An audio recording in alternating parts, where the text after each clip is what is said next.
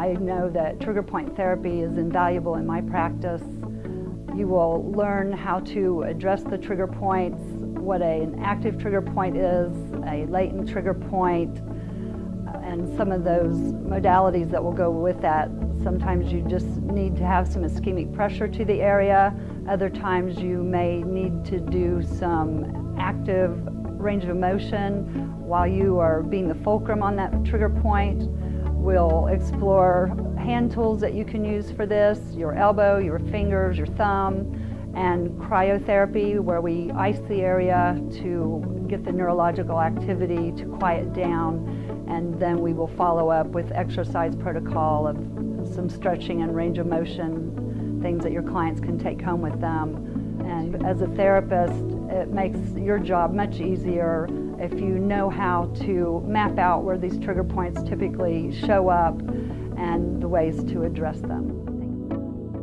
And this spot here is tender, right? And it's radiating down. Okay, well that's typical of trigger points.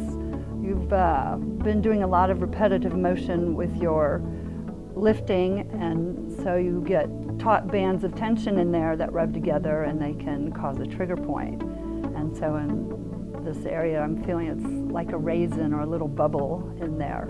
So I'm just going to add some pressure to that to cause some ischemic pressure and allow the blood flow to leave the area to kind of reset that area.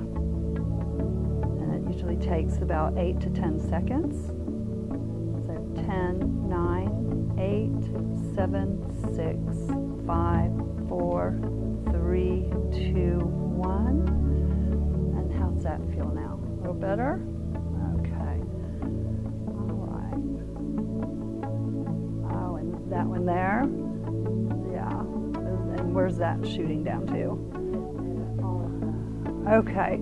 Great. Yeah, that one's a little tougher. So I'm going to take you into a position of where you'll have 0. Tell me when I hit 0. Okay. And what that does is allows to be no tension in the area whatsoever. And by holding that, the nervous system will reset itself. And typically the trigger point will be much better after that. And don't help me at all. I'm going to bring that arm back down to neutral.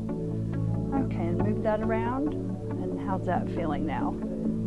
Okay, yeah, that's just a couple of the modalities that we can use with trigger points. And how's that feeling now? Better? Okay.